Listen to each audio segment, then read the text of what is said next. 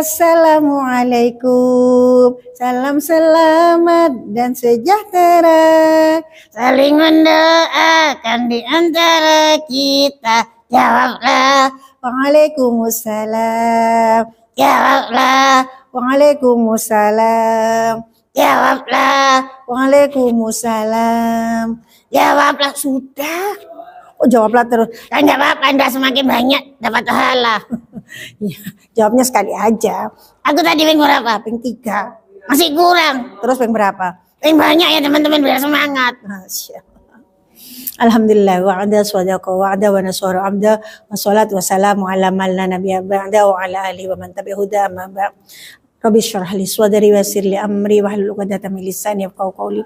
Alhamdulillah senantiasa masyaallah kita panjatkan puja dan puji syukur kehadirat Allah Subhanahu wa taala yang mana di siang hari ini siang yang cerah, terang benderang. Oh iya, cerah, terang benderang secerah hatiku. Cie. Lo jadi gak boleh bilang cie enggak? Oh iya. Astagfirullahaladzim. Biasanya Bon yang bilang cie. Sekarang Bunda. Iya, seterang hatiku. Iya, seterang hatiku. Secerah hatiku. Wah, lagi berbunga-bunga hatinya. Enggak. Oh, enggak. Soalnya bukan taman. Maksudnya lagi seneng hatinya. Seneng dong. Kenapa? Karena ketemu dengan teman-teman di rumah. Masya Allah. Semoga teman-teman yang ada di rumah juga senang ya bertemu dengan Bunda Dani. Dan tentunya aku Bon. Iya. Nanda. Iya, kenapa? Aku udah kemarin di Sidayu. Ditarik-tarik. Iya. Ditarik-tarik sama teman-teman. Iya. Soalnya saking senengnya teman-teman ketemu aku. Masya Allah. Teman-teman yang ada di rumah. Seneng gak kalau seandainya ketemu Bon? Seneng dong. Kalau ketemu lewat virtual. Seneng. Kalau offline, tambah seneng, tambah ditarik-tarik. Gitu ya. Iya, soalnya kemarin aku ya ditarik-tarik sama. Oh. Gitu. Iya, udah temenan. Masya Allah.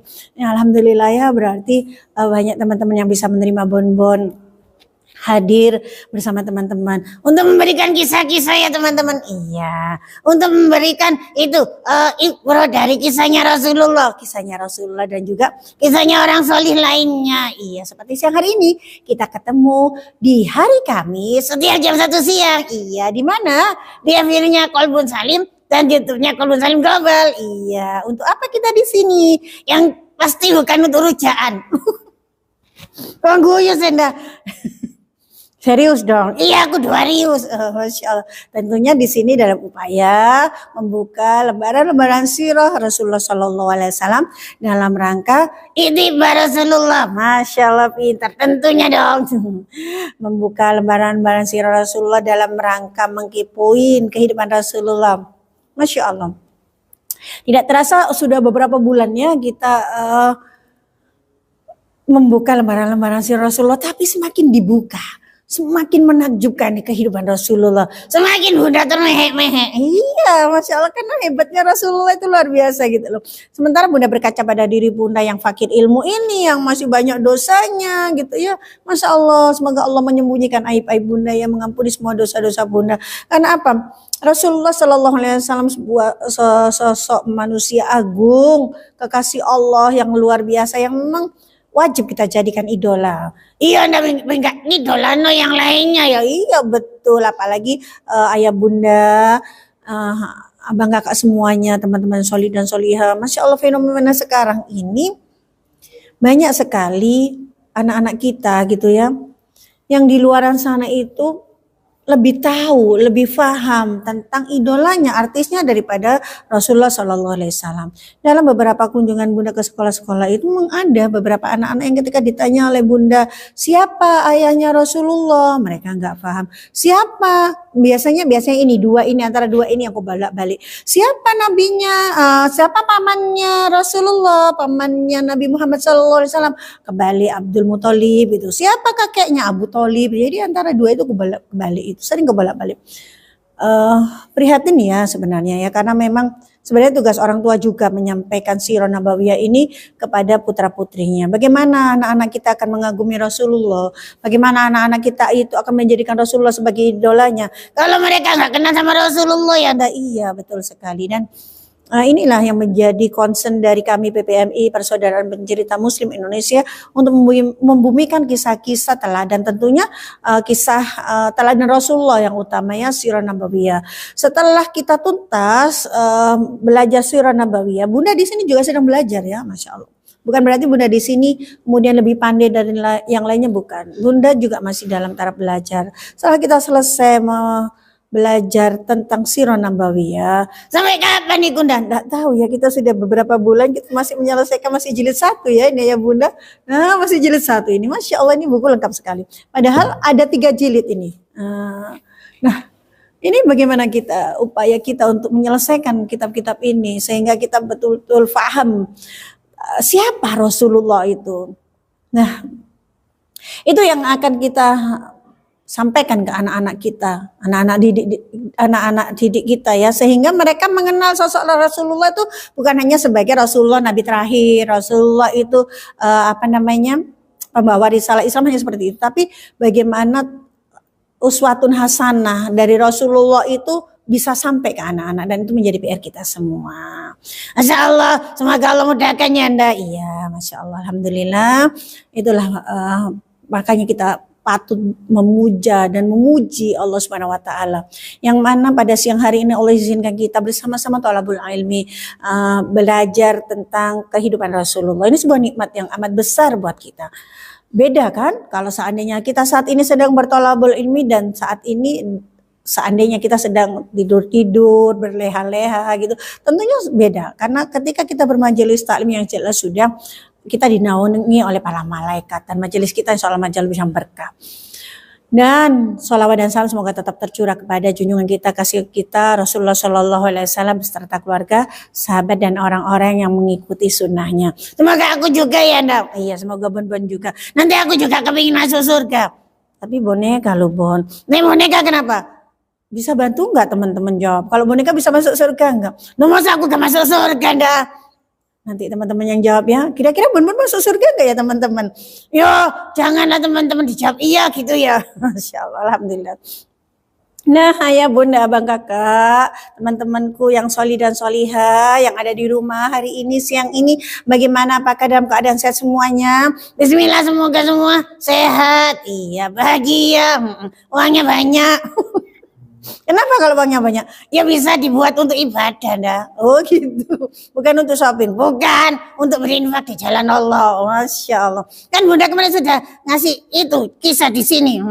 Yang berinfak itu ibarat orang yang menanam terus panen, menanam terus panen. Masya Allah, nancep ya itu di Bon. Iya dong, Masya Allah. Semoga demikian pula pada teman-teman semua yang ada di rumah ya Bunda semuanya. Apa yang kami sampaikan di sini bisa membawa keberkahan, bisa itu menjadikan sebuah ilmu yang bisa diterapkan dalam kehidupan kita sehari-hari. Tentunya buat Bunda sendiri ya, yang banyak bicara ini, semoga bisa menerapkan apa yang Bunda sampaikan di sini, terutama hal-hal yang seperti disampaikan Bon gitu ya.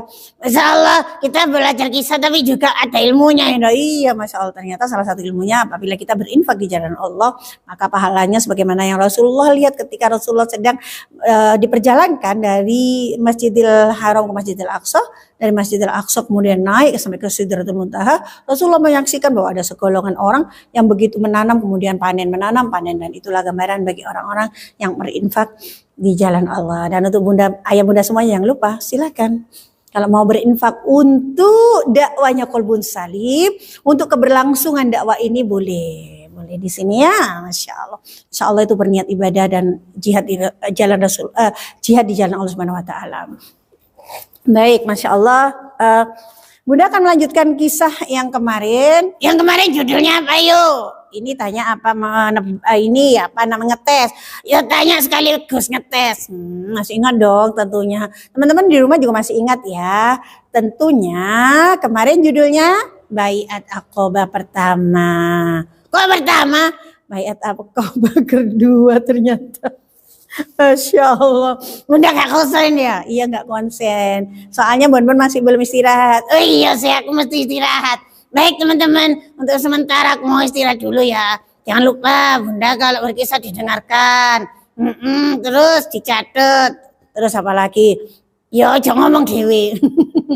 Aku mau istirahat dulu ya teman-teman, sampai jumpa nanti closingnya sama aku. Wah baik, Masya Allah, Alhamdulillah. Alhamdulillah kita sudah membahas tentang akobah baiat kedua kemarin. Kalau ada baiat akobah kedua tentunya ada baiat akobah pertama. Bunda sedikit agak mereview ke belakang baiat akobah pertama karena itu Bunda tadi sebutkan, karena ini Masya Allah luar biasa dakwahnya Rasulullah ya.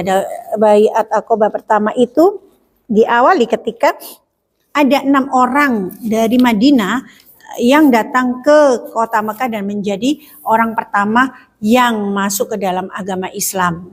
Kemarin Bunda sempat ngasih sedikit lagu ya supaya ingat, karena kalau dengan lagu biasanya kita cepat ingat.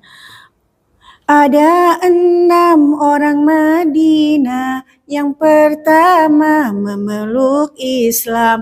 Yang pertama As'ad bin Zuroro, yang kedua Rafi bin Malik, yang ketiga Auf bin Haris, yang keempat Qutbah bin Amir, yang kelima Uqbah bin Amir, yang keenam Jabir bin Abdillah Abdiwa, Jabir bin Abdiwa. Nah, 6 orang ini.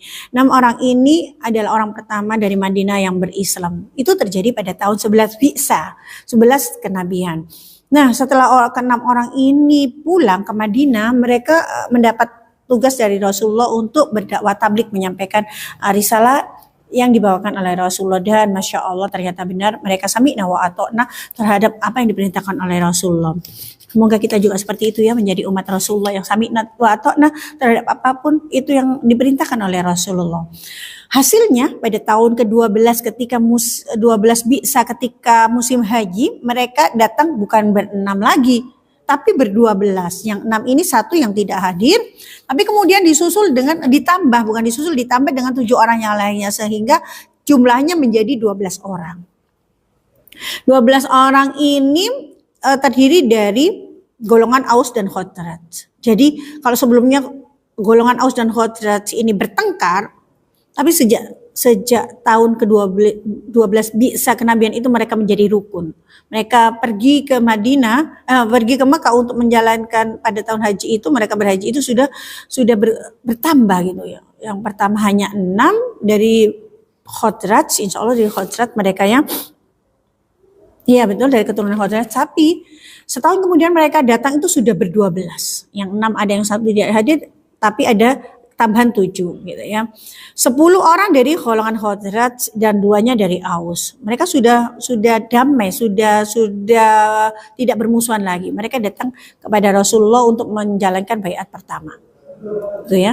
Dan baiat pertama juga dikenal sebagai baiat perempuan karena saat itu Rasulullah tidak membaiat tangan-tangan mereka dan tidak minta ditolong dibantu ketika peperangan. Nah, setelah baiat pertama, mereka pulanglah. Baiat akobah pertama mereka mendapat tugas juga tabligh, menyampaikan risalah agama Islam ini kepada saudara-saudaranya, kepada tetangganya, kepada kaum kerabatnya, seperti itu. Nah, semakin berkembanglah Islam di kota Madinah, semakin banyaklah orang-orang Islam di kota Madinah. Namun ternyata walaupun suku Aus dan Khazraj ini sudah berdamai, ternyata masih juga ada sedikit ego-egonya kan. Nah, begitu mereka ketika sholat diimami oleh suku Aus, suku Khazrajnya keberatan. Tapi kalau misalnya sholat kemudian diimami oleh suku Khazraj, gantian suku Ausnya yang keberatan gitu ya. Akhirnya mereka memutuskan bahwa mereka harus ketemu Rasulullah gitu ya. Mereka harus ketemu Rasulullah, menyampaikan hal ini. Kemudian datanglah mereka ke Mekah bertemu dengan Rasulullah, dan kemudian Rasulullah mengirimkan 2, siapa kemarin utusan Rasulullah? Ya, Mus'ab bin Umair dan Umi Maktum, Abdullah bin Umi Maktum. Nah, kalau ada bonbon mesti cie ini adalah bunda ini karena gantengnya. Kemarin bunda kisahkan itu tentang Mus'ab bin Umair ya. Tapi selalu bunda sampaikan bahwa bunda mengagumi Mus'ab bin Umair bukan karena hanya ketampanannya, tapi kemarin sudah bunda sampaikan kisahnya. Kenapa?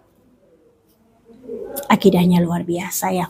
Sedikit kembali bunda mengulas Mus'ab bin Umair yang 2 orang yang yang diminta Rasulullah datang menjadi mubaliknya di kota Madinah, mengajari orang-orang Madinah yang baru masuk Islam dan tentunya menjadi imam salat mereka supaya mereka tidak bertengkar kembali, itu Abdullah bin Umi Maktum dan Mus'ab. Abdullah bin Umi Maktum ini sebenarnya masih bersaudara dengan Rasulullah, dengan Bunda Khadijah sebenarnya ya, karena masih sepupunya Bunda Khadijah.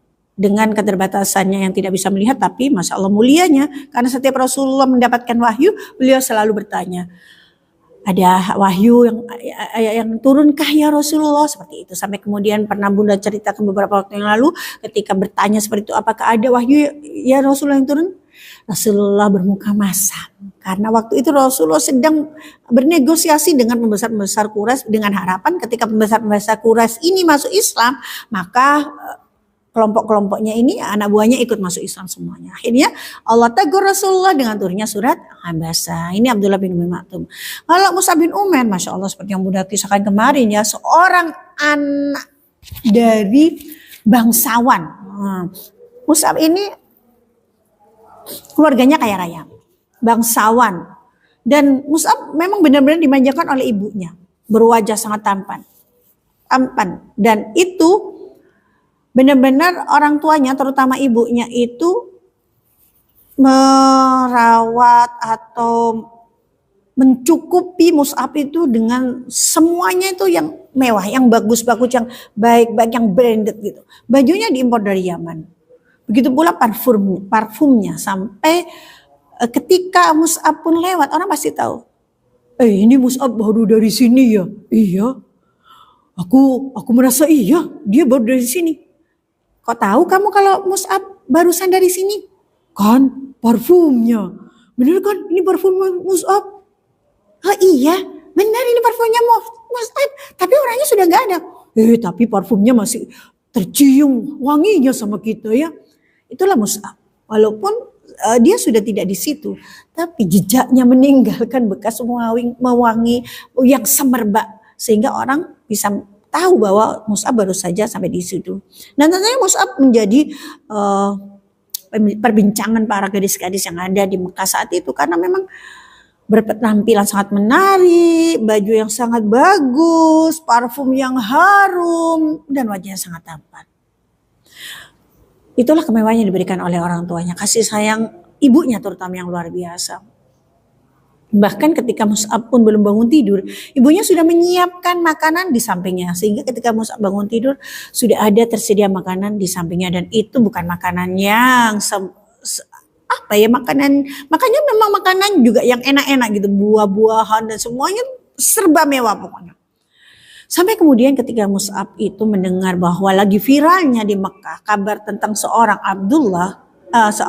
Muhammad bin Abdullah yang menyatakan dirinya bahwa dia adalah Rasul, utusan Allah. Maka seorang Mus'ab kemudian mencari tahu. Sehingga datanglah dia di rumahnya Arqam bin Arqam. Itu tempatnya Rasulullah itu sudah ada di tempat yang tersembunyi. Bukan di tempat yang mudah ditemui. Tapi Mus'ab tidak putus asa. Dia cari itu walaupun itu tempatnya agak tersembunyi, rumahnya Arqam bin Arqam itu, dia datangilah ke sana. Dia bertemu dengan Rasulullah. Dan ketika bertemu Rasulullah, dibacakanlah ayat-ayat Al-Quran oleh Rasulullah, bergejolak ini hati Mus'ab. Rasulullah bisa melihat itu. Kemudian disentuhlah dada Mus'ab dengan tangan manusia yang paling mulia ini, tangannya Rasulullah SAW. Seketika Mus'ab merasa adem, bahasa Jawanya gitu ya, hatinya menjadi tentram, damai begitu. Dan ketika itu pula Mus'ab kemudian menyatakan masuk ke dalam agama Islam, menerima risalah yang dibawa oleh Rasulullah SAW. Keislaman Mus'ab bin Umar terpaksa dia sembunyikan, karena bukannya Mus'ab ini takut kepada orang-orang pembesar-pembesar Quraisy. Karena memang saat itu Islam adalah Muslim itu minoritas di Mekah dan menjadi suatu kebiasaan orang-orang Quraisy, pembesar-pembesar Quraisy itu kalau ada orang yang baru masuk Islam pasti diintimidasi, pasti disiksa, pasti tidak akan dibiarkan seperti itu. Namun itu tidak membuat Mus'ab takut. Justru yang menjadikan Mus'ab bin Umar ini takut adalah ibunya. Sehingga Mus'ab masih menyembunyikan keislamannya. Namun sayangnya kota Mekah ini adalah kota di mana orang-orang itu semuanya itu mengintai kegiatan orang-orang muslim terutama Rasulullah. Maka ada seorang yang bernama Utsman bin Tolha yang kemudian melaporkan kejadian ini kepada ibunya. Marahlah ibunya Mus'ab bin Umair, murkalah. Maka kemudian disidanglah Mus'ab bin Umair ini di hadapan keluarganya. Namun Mus'ab dengan tegas menyatakan bahwa dia tidak akan pernah meninggalkan agama yang dibawa oleh Rasulullah. Tentu marah ibunya karena ibunya, ayahnya, seluruh keluarga memaksa Mus'ab bin Umair untuk meninggalkan agama Rasulullah dan kembali menyembah agama bapak nenek moyang mereka, agama yang menyembah pada berhala-berhala. Namun Mus'ab tetap mempertahankan keimanannya, akidahnya, sampai kemudian Mus'ab dikurung di dalam rumahnya. Tidak diberi makan, disiksa, diikat, dikurung, dijaga. Di rumahnya sendiri, yang awalnya itu menjadi istananya, akhirnya menjadi penjaranya. Namun Allah menentukan lain. Suatu saat ketika penjaganya lengah dan Mus'ab sudah mendengar bahwa ada saudara-saudaranya kaum muslimin yang berhijrah ke Habasyah, waktu itu dipimpin oleh Utsman bin Affan, dan tentunya dengan putri Rasulullah Ruqayyah, karena waktu itu memang Utsman bin Affan sudah menikah dengan Ruqayyah.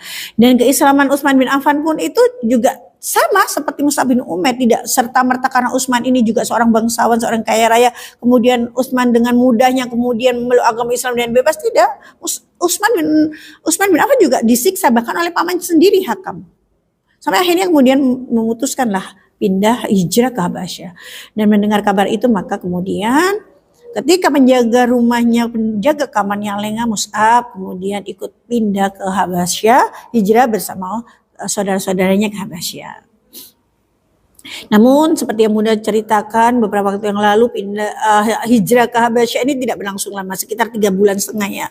Kemudian kaum muslimin kembali lagi ke Mekah. Mus'ab kemudian menemui ibunya dan berharap ibunya mau menerimanya, mau masuk Islam. Namun ibunya, keluarganya justru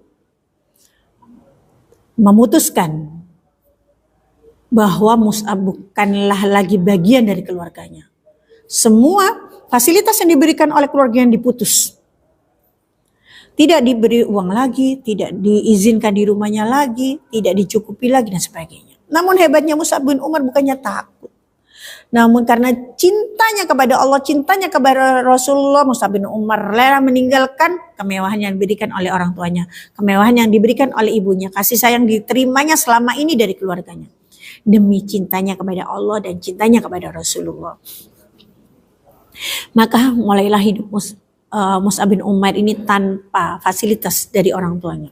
Bajunya yang awalnya mewah, branded, import dari Yaman, sekarang gamisnya penuh dengan tambalan. Namun itu tidak membuat Mus'ab kemudian menjadi seseorang yang akhirnya rela meninggalkan Islam. Tapi justru Mus'ab adalah sosok sahabat Rasulullah yang luar biasa. Karenanya Rasulullah memilih Mus'ab menjadi duta pertama, diploma pertama yang dikirim ke Madinah. Itu karena Mus'ab sangat pandai. Bacaan Al-Qur'annya juga bagus. Ini yang buat Bunda sangat merasa kecil sekali gitu seorang Mus'ab bin Umair ya. Masya Allah. Biasanya kan kalau anak mama gitu ya, anak manja gitu ya, itu bukanlah seseorang yang tangguh. Tapi beda dengan Mus'ab. Mus'ab tidak merasa kemudian lemah, kemudian putus asa ketika semua kemewahan itu tidak dia dapat kembali. Tapi luar biasa karena kecintaannya kepada Allah dan Rasulnya. Nah, sampai kemudian Bunda kemarin sempat menceritakan akhir hayatnya Mus'ab bin Umair. Karena memang kenapa sih kok Mus'ab bin Umair yang dipilih dari Rasulullah untuk menjadi diploma pertama ke Madinah? Kenapa tidak pamannya gitu ya, Hamzah? Pamannya kan juga luar biasa, Paman Hamzah ini. Seorang laki-laki yang gagah, yang besar, yang semua orang takut gitu. Luar biasa juga ini. Paman Hamzah ini. Kenapa? Karena memang ada beberapa keistimewaan yang dimiliki oleh Mus'ab Mus'ab bin Umair ini pandai berdiplomasi. Ada sebuah cerita, nah, inilah moga-moga suatu saat kita bisa pada sahabat ya. Namun Bunda lompati itu, bagaimana Mus'ab itu sampai bisa mengislamkan seluruh kota Madinah. Mantap kan? Kalau seandainya seluruh orang yang diislamkan di kota Madinah itu melakukan sebuah kebaikan, mengalirlah kebaikan itu kepada Mus'ab. Panen pahala ini Mus'ab. Itulah yang hanya menjadi pembuka kebaikan. Ketika seseorang yang menjadi melakukan kebaikan karena kita, apabila beliau melakukan kebaikan, kita juga akan mendapat transferan pahala dari apa yang dilakukan kebaikan ini. Begitu pula dengan Mus'ab. Sampai kemudian ketika perang Uhud, ini sudah beberapa tahun setelah Rasulullah pindah ke Madinah ya. Karena memang kalau mau mengisahkan Mus'ab harus ada episode tersendiri tentunya. Dalam perang Uhud ketika kaum muslimin kemudian mengalami kocar-kacir kekalahan ya, karena memang ada beberapa kaum muslimin yang tidak taat kepada Rasulullah, tidak taat kepada perintah Rasulullah. Akhirnya kemudian karena Mus'ab ini wajahnya ganteng seperti Rasulullah, maka orang-orang musyrikin Quraisy mengira bahwa Mus'ab ini adalah Rasulullah. Maka menjadi sasaranlah di tengah berkecamuknya perang, Mus'ab yang menjadi sasaran. Karena Mus'ab ini wajahnya sangat ganteng dan dikira dia adalah Rasulullah. Rasulullah kan menjadi incaran bagi orang-orang kaum musyrikin Quraisy saat itu. Dan kedua, Mus'ab ini membawa benderanya kaum muslim. Kalau bendera ini jatuh maka kalahlah kaum muslim ini. Maka diincarlah Mus'ab ini. Di tengah-tengah peperangan ditebaslah tangan kanan Mus'ab sehingga putus. Tapi Mus'ab tidak, tanganku putus. Enggak. Seolah-olah itu tidak terasa sakit begitu. Dia pegang bendera ini dengan tangan kirinya. Supaya bendera ini tetap bertahan. Dan ditebas pula tangan kirinya. Bagaimana ya kalau misalnya rasanya dua-dua tangan enggak ada gitu. Namun Mus'ab tidak habis akal. Diapit bendera Islam ini dengan kedua pahanya. Dan akhirnya kaum musyrikin Quraisy menombak Mus'ab dari belakang tembus sampai ke dadanya. Wafatlah dengan telungkup di tanah wajahnya. Seakan-akan Mus'ab itu takut melihat Rasulullah yang di belakang ini, dia tidak bisa melindunginya. Dan ketika perang selesai, Rasulullah kemudian sahabat-sahabat mencari mayat-mayat sahabat-sahabat yang wafat, yang gugur, yang syahid. Maka ketika ditemukanlah jasad Mus'ab ini, ditutuplah dengan kain. Yang mana kain itu apabila ditutupkan ke mukanya, ke kepalanya, terlihatlah kakinya Mus'ab. Dan apabila kain ini ditarik ke bawah untuk menutupi kakinya Mus'ab, maka terlihatlah kepalanya. Akhirnya Rasulullah menyuruh kain itu untuk ditutupkan kepala Mus'ab, kemudian sementara di kakinya ditutup ranting-ranting oleh dahan-dahan tumbuhan. Sampai Rasulullah pernah mengatakan, aku ini tahu siapa Mus'ab sebelum masuk Islam. Maksudnya Mus'ab ini seseorang yang mewah, bajunya bagus, harum dan sebagainya. Dan aku tahu ketika Mus'ab ini setelah masuk Islam dengan bajunya yang penuh tambalan. Tapi Mus'ab kayak nggak masalah gitu loh.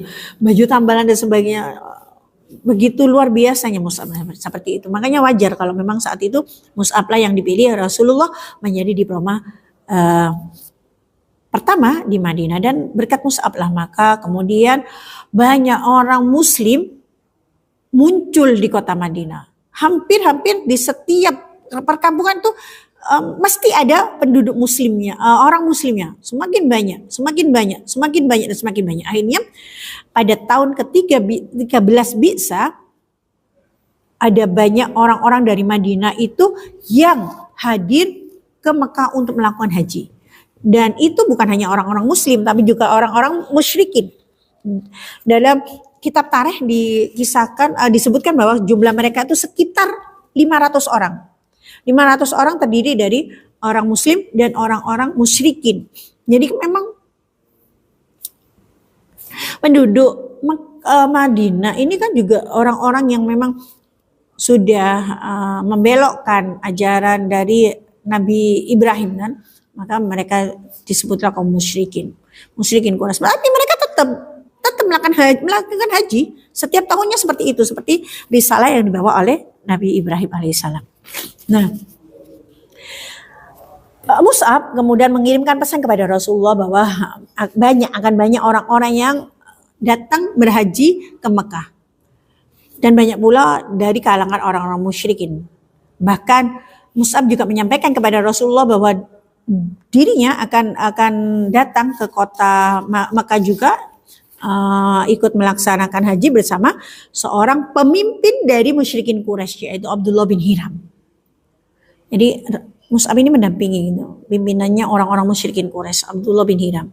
Kemudian Mus'ab juga berpesan kepada Rasulullah agar Rasulullah berkenan menemui mereka. Akhirnya Rasulullah berpesan kepada kaum muslimin dari kota Madinah yang melaksanakan haji, ketika mereka selesai melaksanakan wukuf di Arafah dan akan menjalankan ini dan akan melanjutkan ritual hajinya, kemudian disampaikanlah ketika selesai ritual itu, ditunggulah mereka oleh Rasulullah di bukit di Mina ya. Nah, insya Allah di Bukit Mina. Ya, betul. Setelah mengerjakan wukuf di Padang Arafah, pada waktu matahari terbenam berangkatlah mereka menuju Mina, dan mereka sampai di Mina itu tengah malam. Akhirnya menuju ke Bukit Aqobah. Sudah ditunggu Rasulullah di sana. Jumlah mereka 73 orang. 75, 66 dari suku Khazraj, yang 11 dari suku Aus, dan 2-nya perempuan. Jadi perempuannya hanya 2. Bayangkan, mereka mendaki di Bukit Aqobah. Kalau ayah bunda, abang kakak semuanya yang pernah haji ya, pernah umroh, insya Allah lihat ya bahwa di Bukit Aqobah itu ya memang agak terjal, namanya juga bukit ya. Dan memang itu tempat yang dibilang oleh Rasulullah, karena memang Rasulullah ingin tempat yang aman dari incaran, dari spy, mata-matanya orang-orang musyrikin Mekah. Nah, mereka berjalan, akhirnya sampailah di Bukit Aqobah itu tengah malam seperti itu. Kemudian kalau dalam kitab ini disebutkan semua nama-namanya itu ya. Jadi kalau yang perempuan itu bernama Nusaibah binti Ka'ab dari Bani An-Najjar dan Asma binti Amr dari Bani Salamah. Dan disebutkan semuanya di sini. Lengkap sekali nama orang-orang sebanyak 75 itu. Dari golongan Aus adalah Usaid bin Hudair, Abdul Haytham, Malik bin Ataihan, Salamah bin Salamah, Dhahir bin Rafi, Abu Burdah Hani bin Iyah. Banyak sekali, kalau misalnya dibacakan banyak sekali. Masya Allah, lengkap sekali buku ini ya. Jadi ada semua di sini. Nah, setelah mereka sampai ketemu, ini tidak perlu Bunda sebutkan ya, nama-nama ini terlalu banyak, memangnya 75 orang, seperti itu. Intinya ketika mereka sudah ada di Bukit Aqobah, bertemulah mereka dengan Rasulullah. Tapi sebelum Rasulullah menyampaikan kata-kata kepada orang-orang Muslim Madinah yang menemui mereka itu, pamannya Abbas. Nah, pamannya Abbas ini belum masuk Islam sebenarnya. Abbas ini belum masuk Islam saat itu, tapi karena kecintaannya kepada keponakannya, maka Abbas ini mendampingi Rasulullah. Dan sebelum Rasulullah berkata-kata kepada orang-orang Muslim Madinah ini, Abbas lah yang kemudian berpidato terlebih dahulu, menyapa orang-orang, hai sekalian golongan Khazraj, kamu semua telah mendengar dan mengerti bahwa Muhammad adalah dari golongan kami, dari suku kami Quraisy gitu. Dan kami sangat menyayanginya, menjaganya dengan sebaik-baiknya dari orang-orang yang benar-benar memusuhinya, seperti itu. Itu yang disampaikan oleh Abbas, digambarkan bahwa memang sangat sayang beliau ini terhadap kemenangannya ini. Terbukti beliau walaupun belum masuk Islam, tapi Abbas lah yang mendampingi Rasulullah di Bukit Aqobah gitu ya. Kami jaga dia benar-benar dengan sebaik-baik penjagaan dari orang-orang yang benar-benar tidak menyukainya. Dan jika kalian ingin keponakanku ini, anak laki-laki dari saudara laki-lakiku ini, untuk ikut kamu di kotamu, berpindah bersamamu, maka kamu harus berjanji bahwa kamu harus benar-benar menjaganya dengan sebaik-baiknya. Kalau kamu bisa menjaganya dengan sebaik-baiknya, maka kami izinkan dia untuk mengikutimu. Tapi kalau kamu tidak bisa menjaga dia dengan sebaik-baiknya, maka biarkanlah dia berada di sini dan mati di sini. Wah, luar biasa pamannya ya. Saking cintanya ini kepada Rasulullah SAW. Pada saat itu Abbas masih belum memeluk Islam. Dan kemudian Rasulullah setelah pamannya Abbas berkata begitu, Rasulullah kemudian bersabda, dan supaya kamu menolongku, menjagaku bila aku datang bersamamu, sebagaimana kamu menjaga dirimu sendiri, perempuan-perempuanmu dan anak-anakmu. Masya Allah, luar biasa yang kemarin Bunda sampai termehek-mehek itu ya. Orang-orang Madinah ini kan baru ketemu Rasulullah. Yang sudah bertemu dengan Rasulullah 2 kali itu kan beberapa gitu. Tapi kan yang dari 75 ini kan baru beberapa, yang lainnya kan enggak. Tapi Masya Allah ketika Rasulullah berkata seperti ini, salah satu dari pimpinannya kaum Khazraj yaitu Bara' bin Ma'ruf langsung mengangkat tangan dan memegang tangannya Rasulullah sambil mengatakan, saya ya Rasulullah, demi zat yang mengutusmu dengan hak, kami akan menjagamu dengan penjagaan yang sebaik-baiknya, seperti kami menjaga diri kami sendiri, perempuan kami dan juga anak-anak kami. Demi Allah kami bersumpah di hadapanmu bahwa kami adalah keturunan dari orang-orang yang ahli peperangan. Dan kami mendapatkan pusaka-pusaka dari orang tua kami. Karena itu kami tidak akan pernah takut menjaga keselamatanmu dari bahaya orang-orang yang nyata-nyata musuhmu. Langsung berikrar seperti itu. Langsung bersedia. Kalau kita seandainya ketemu dengan orang yang baru dikenal gitu ya. Kan masih mikir-mikir nih siapa orang ini gitu ya. Mereka enggak gitu, Masya Allah. Langsung bersedia menjaga Rasulullah sebagaimana mereka menjaga diri mereka sendiri, anak-anak mereka dan perempuan mereka dengan sebaik-baik penjagaan. Namun kalau dari suku Aus ada yang mengatakan bahwa yang bernama Abul Haytham bin Ataihan berkatanya, Nabi, kami ini sebenarnya sudah mempunyai pertalian atau hubungan yang bagus dengan orang-orang Yahudi. Tapi kami memutuskannya karena kami sudah naik baiat denganmu. Tapi seandainya nanti kalau engkau mendapatkan kemenangan, terus engkau meninggalkan kami dong yang rugi. Ada yang mengkhawatirkan Rasulullah seperti itu ya. Tapi Rasulullah Masya Allah dengan bahasanya yang luar biasa, bahasanya sangat bagus, mengatakan, oh tidak begitu. Darah, binasa. Aku adalah bagian darimu dan kamu bagian dariku. Aku akan berdamai dengan orang-orang yang berdamai denganmu dan aku juga akan memerangi orang-orang yang memerangimu. Seperti itu. Rasulullah meyakinkan. Maka kemudian Abbas kemudian berkata kepada mereka bahwa mereka telah berbaiat dengan Rasulullah. Intinya mereka adalah berbaiat dengan Allah dan menjadi tanggungan baiat ini, tanggungnya kepada Allah bukan pada Rasulullah gitu. Kalau mereka melaksanakan baiat ini, mereka akan mendapatkan pahala dari Allah. Tetapi kalau tidak, mereka lah yang akan bertanggung jawab kepada Allah. Dan kemudian Abbas berdoa. Dan berdoanya itu juga kepada Allah loh. Masya Allah, Abbas ini belum masuk Islam. Ya, karena memang sebenarnya orang-orang musyrikin Makkah itu juga berdoanya kepada Allah. Hanya saja mereka masih beranggapan bahwa mereka masih ada tandingan-tandingan Allah berupa berhala-berhala itu. Dan Abbas berdoa, ya Allah gitu ya. Sesungguhnya engkau lah yang mendengar dan yang melihat anak laki-laki dari saudara laki-lakiku ini telah meminta penjagaan kepada mereka gitu. Ya Allah, engkau lah yang menjadi saksinya. Akhirnya setelah baiat itu Rasulullah meminta kepada 75 yang hadir ini untuk memilih 12 orang dari yang hadir ini untuk menjadi pemimpin. Karena memang harus ada yang memimpin, kalau enggak sesuatu harus ada pemimpinnya supaya terjadi suatu kepemimpinan di situ. Maksudnya tidak amburadul itu apa ya? Ya begitu, amburadul seperti itu. Jadi harus ada pemimpin gitu. Rasulullah Masya Allah leadershipnya gitu loh, Masya Allah leadershipnya. Padahal Rasulullah ini kan ummi. Rasulullah ini adalah orang yang tidak bisa baca tulis. Beda dengan Umar bin Khattab. Umar bin Khattab itu mulai kecil sudah bisa baca tulis. Tapi leadershipnya Rasulullah. Nah ini hanya Bunda. Hal-hal sepele seperti inilah yang harusnya kita sampaikan kepada anak-anak kita gitu. Supaya anak-anak itu paham. Masya Allah, Rasulullah itu pintar banget yang memimpin itu. Padahal Rasulullah kan gak sekolah gitu. Hal seperti ini kelihatannya sepele gitu. Tapi itulah pesan dari Rasulullah ketika bertemu dengan orang-orang Muslim Madinah itu langsung langsung berpesan bahwa pilihlah 12 orang dari kalian tuh untuk memimpin. Akhirnya dipilihlah 12 orang yang memimpin menjadi ketua mereka dengan apa yang ada pada mereka. Dan nama-nama mereka ada disebutkan dalam buku ini, ada disebutkan.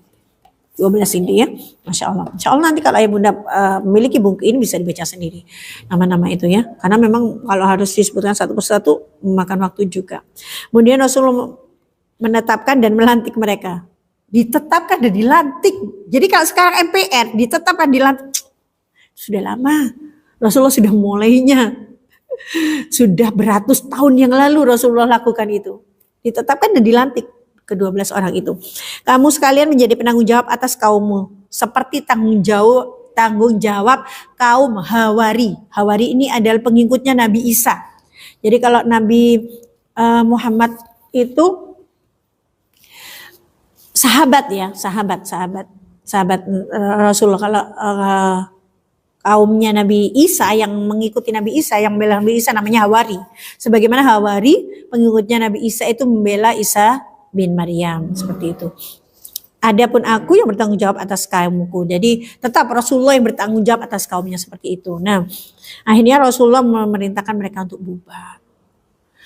Di awal Rasulullah juga berpesan, inilah strategi Rasulullah itu, Masya Allah. Dan ini eman ayah bunda kalau tidak diceritakan, dikisahkan pada anak-anak. Jadi Rasulullah itu berpesan kepada orang-orang yang berhaji dari Madinah ini, kalau ke Bukit Aqobah jangan gerudak-geruduk, jangan banyak orang gitu, supaya orang musyrikin Quraisy tidak tahu. Apakah ini Rasulullah penakut? Enggak, bukan. Ini adalah cara bagaimana Rasulullah itu mendidik umatnya. Kalau seandainya Rasulullah tidak seperti ini, Rasulullah tidak akan mengajarkan kehati-hatian pada kita.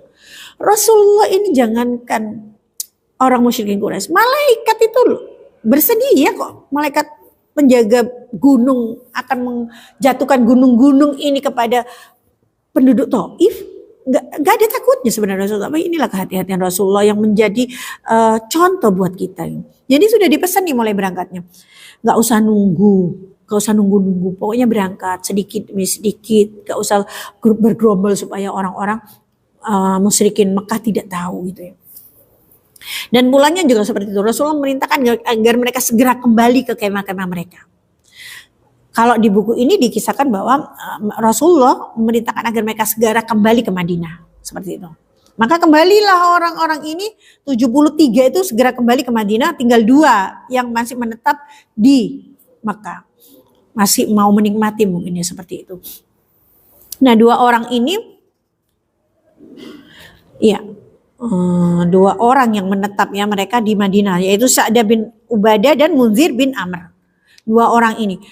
Dan akhirnya namanya orang musyrikin Quraisy itu kan banyak telinga, banyak mata. Akhirnya juga bocor. Pertemuan Rasulullah dengan orang-orang muslimin Madinah ini juga bocor. Akhirnya orang-orang musyrikin Quraisy ini mendatangi Bukit Aqobah dan ditangkaplah 2 orang yang masih tinggal di sekitar Bukit Aqobah itu, yaitu Sa'ad bin Ubadah dan Munzir bin Amir. Namun Munzir bin Amir ini masih bisa selamat, bisa melarikan diri, sehingga yang tertangkap hanya satu Sa'ad bin Ubadah. Akhirnya Sa'ad bin Ubadah ini diikat, ditarik, ditampar, disiksa oleh orang-orang musyrikin Makkah.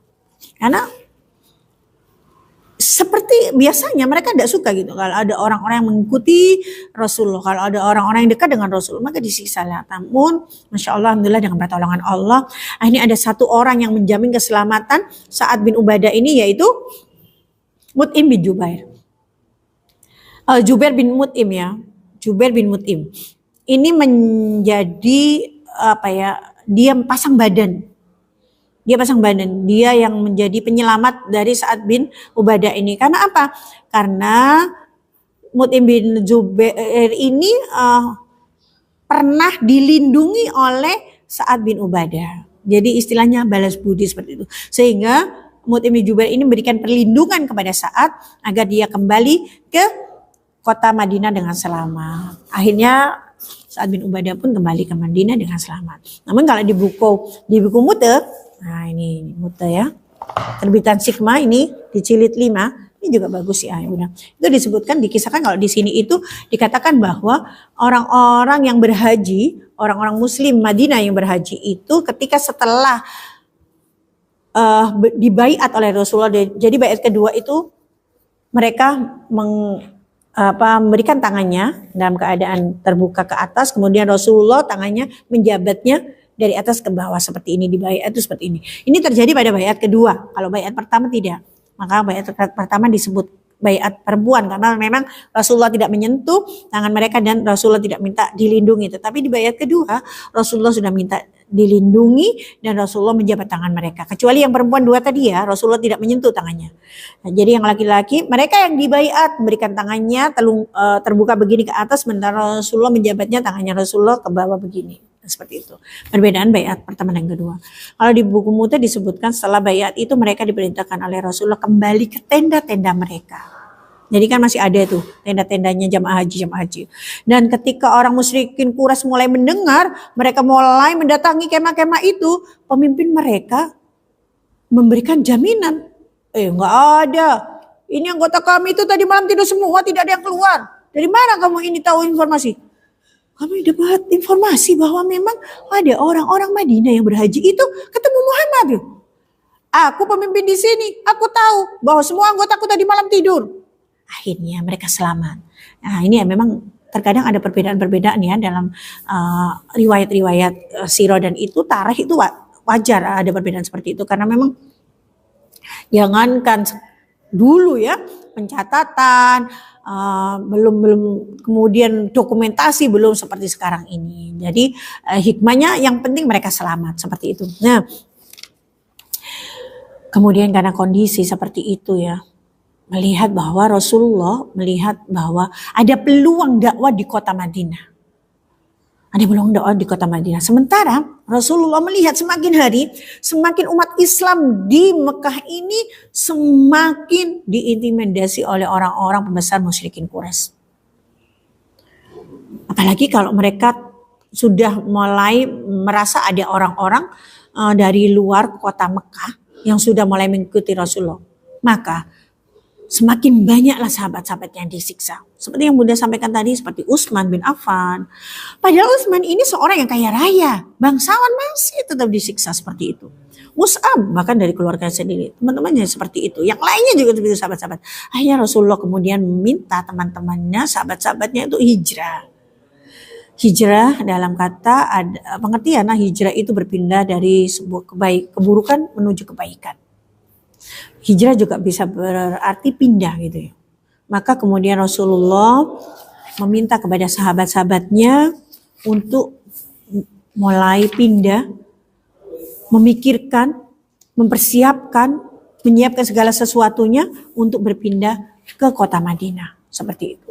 Maka sahabat-sahabat ini mulailah mereka menyiapkan diri, menyiapkan perbekalan untuk melakukan sebuah perjalanan jauh, Masya Allah.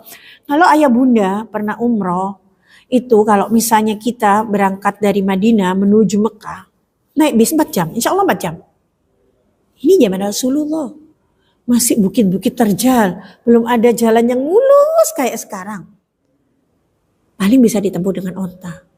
Tentunya perjalanan ini bukan perjalanan yang mudah. Perjalanan yang makan waktu yang cukup lama, bisa 1 bulan, sehingga sahabat-sahabat ini mempersiapkan. Dan Masya Allah strateginya Rasulullah kembali disampaikan kepada sahabat-sahabatnya bahwa ketika mereka berhijrah ke Madinah, mereka harus dengan sembunyi-sembunyi, tidak boleh terang-terangan. Jadi satu keluarga tengah malam mereka meninggalkan rumahnya, pergi ke Madinah, secara sembunyi-sembunyi. Kemudian satu keluarga lain juga begitu, diam-diam meninggalkan rumahnya, tidak berkelompok, tapi mereka sendiri-sendiri, kelompok-kelompok kecil istilahnya, tidak berbarengan seperti itu. Karena memang tidak akan rela orang-orang musyrikin Quraisy itu ketika melihat orang-orang Mekah meninggalkan kota Mekah. Sebagaimana yang pernah Bunda ceritakan bahwa ketika mereka tahu sahabat-sahabat Rasulullah hijrah ke Habasyah, mereka menyusul kan. Mereka menyusul pada hijrah yang pertama, mereka menyusul tapi mereka tidak sampai karena ketika mereka sudah di pelabuhan Jeddah, kapal yang disewa oleh orang-orang muslim ini sudah pergi. Tapi di hijrah Habasyah kedua sampai kan, mereka sampai akhirnya bertemu dengan Raja Negus, Raja Habasyah itu, dan mereka memfitnah saudara-saudara muslimnya kan. Nah ini Rasulullah juga seperti itu, jangan sampai mereka tahu. Akhirnya mereka berhijrah itu dengan sembunyi-sembunyi. Satu keluarga, bayangkan mereka hijrah itu meninggalkan rumahnya, Masya Allah, meninggalkan hartanya. Di rumah itu ada barang-barang misalnya lemari, tempat tidur, walaupun dulu mungkin tempat tidurnya beda ya, tempat baju, enggak akan mereka bawa. Jadi mereka itu membawa benar-benar apa yang bisa mereka bawa selama perjalanan. Dan hebatnya iman mereka luar biasa. Mereka rela meninggalkan itu. Kalau dihitung-hitung, kalau sekarang, harga tanah berapa? Harga rumah berapa? Kalau ditinggalkan bagaimana? Terus saya di sana bertempat di mana? Enggak. Inilah Masya Allah, makanya Rasulullah bersabda orang-orang yang terbaik itu adalah orang-orang yang di zamannya Rasulullah. Umat yang terbaik itu umat yang ketika bertemu dengan Rasulullah. Benar sekali gitu. Kalau kita kan masih mikir-mikir, ya Rasulullah nanti kalau saya pindah ke Madinah gimana? Saya tinggalnya di mana ya Rasulullah? Kan saya nggak punya rumah di sana. Mereka nggak berpikir seperti itu. Hebatnya kecintaannya kepada Allah dan Rasulnya. Dan yang membedakan dari hijrahnya sahabat-sahabat ini, sahabat-sahabat Rasulullah ini dengan yang lainnya itu adalah Hamzah pamannya. Kalau pamannya Hamzah nggak pakai sembunyi-sembunyi. Pamannya Hamzah itu langsung bawa kudanya, bawa pedangnya di hadapan orang bilang, siapa yang akan menghalangi? Aku akan berhijrah ke Madinah. Gak ada yang berani.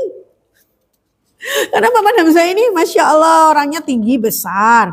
Kemudian pemberani dan memang sukanya berburu. Jadi kan keterampilannya memanah dan sebagainya luar biasa kan seperti itu.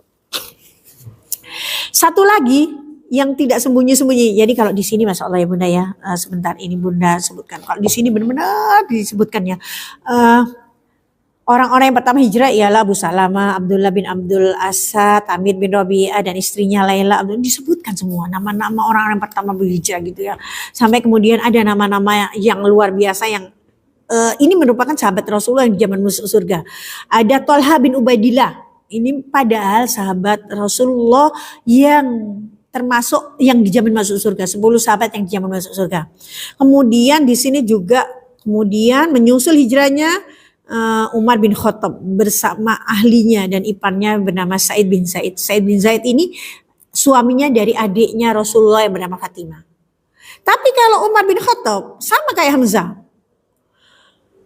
Umar bin Khattab tidak pakai sembunyi-sembunyi. Dia malah menemui pembesar-pembesar Quraisy sambil mengacungkan pedangnya. Barang siapa yang ingin istrinya menjadi janda, barang siapa yang ingin ibunya kehilangan anaknya, silakan menghalangi aku. Umar bin Khattab akan berhijrah ke Madinah. Ditantang, tidak ada yang berani. Ini bedanya Hamzah dan Umar ya. Seperti Bunda sampaikan tadi, berarti Rasulullah gak berani dong? Kayak enggak, Rasulullah memang beliau tuh dituntun oleh wahyu. Jadi beliau tidak ikut berhijrah. Nah kan ketika sahabat Abu Bakar melihat rekan-rekannya, melihat Utsman bin Affan, kemudian melihat Thalha bin Ubaidillah. Thalha bin Ubaidillah kan sama Abu Bakar juga temanan baik ya. Bahkan Islamnya Thalha bin Ubaidillah dari Abu Bakar juga. Kemudian lihat juga ada Walid bin Walid. Betul. Ada Walid bin Walid juga di sini ya. Ikut pindah hijrah ke Madinah. Sehingga Abu Bakar itu merasa aku juga pengen deh gitu. Karena Abu Bakar juga tidak luput dari penindasan, tapi Abu Bakar dilarang oleh Rasulullah. Tidak diizinkan. Bedanya seperti itu. Maka yang menetap di Mekah Abu Bakar, Ali dan juga Rasulullah masih menetap di Mekah. Sementara sahabat-sahabat ini mereka menetap berpindah dari Mekah ke Madinah, hijrah mereka.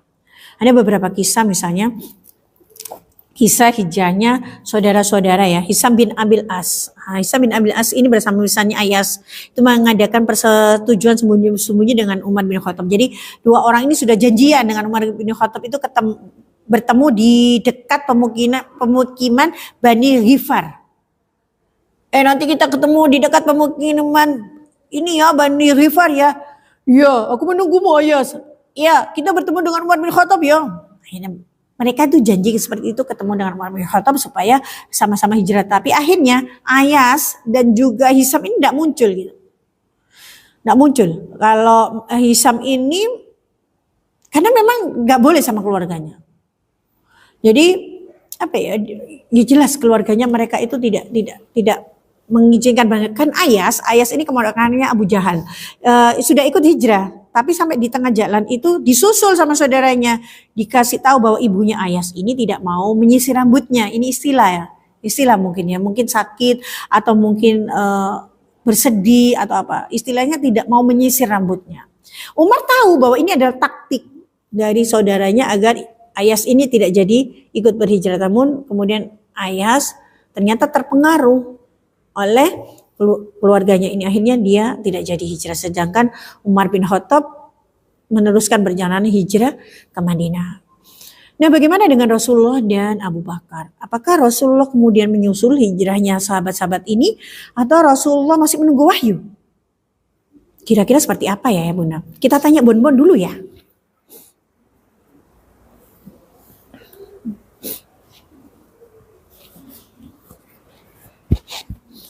Alhamdulillah, Masya Allah. Tanya apa dah? Nah ini Bon, sahabat-sahabat Rasulullah kan sudah hijrah. Terus kan Abu Bakar nggak boleh hijrah. Iya kan dilarang sama Rasulullah.